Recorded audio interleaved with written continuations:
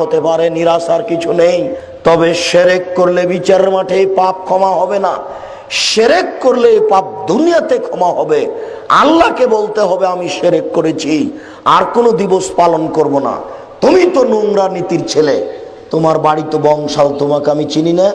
তুমি 31st নাইটে কত টাকা খরচ করেছো? বেশরম, বেহুয়া, বেলজ্জা ছেলে। তোমার বিদ্যাকে, তোমার নীতিকে, তোমার টাকাকে কবর দিতে এসেছি। তুমি আতশবাজি করছিলে না, পটকা ফুটাচ্ছিলে না? তোমার লজ্জা আছে? তোমার বাপের লজ্জা আছে? তোমার মায়ের লজ্জা আছে? তোমার বংশের লজ্জা আছে? তোমার 14 গোষ্ঠী লজ্জাহীন বোকা ছেলে।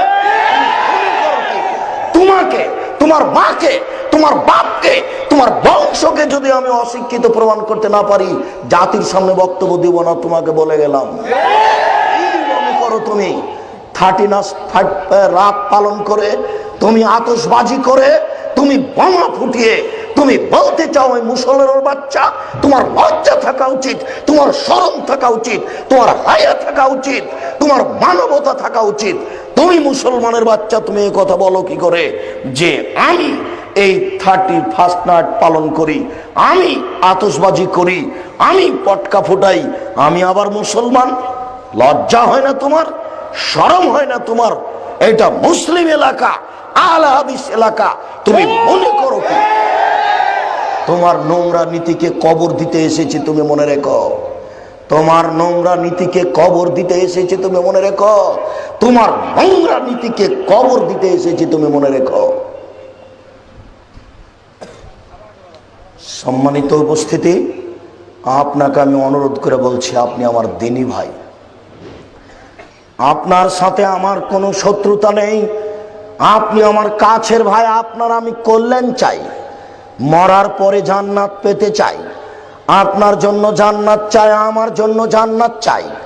ইহকালে সুখে শান্তিতে বসবাস করতে চাই, কবরের শাস্তি থেকে মুক্তি পেতে চাই, কিয়ামতের মাঠ থেকে মুক্তি পেতে চাই, জাহান্নাম থেকে বাঁচতে চাই। আমি তো আপনাকে বুঝাতে পারিনি কবর কি জিনিস, আমি তো আপনাকে বুঝাতে পারিনি কিয়ামত কি জিনিস, আমি তো আপনাকে বুঝাতে পারিনি জাহান্নাম কি জিনিস। বুঝাতে পারলে হয়তোবা আপনি এই পাপ থেকে বেঁচে থাকতেন। এই ছেলে, একটা কথা শোনো তো ভালো করে। আল্লাহর নবী বলছেন, কেউ যদি একটা জমি জোর করে দখল করে, তাহলে বিচারের মাঠে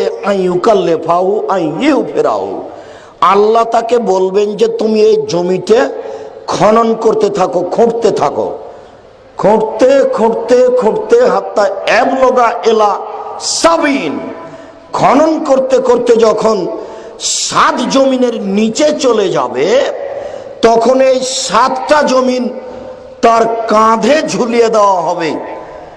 একটা জমিনের মোটা হলো 500 বছরের পথ। রাসূলের যুগে একটা ঘোড়া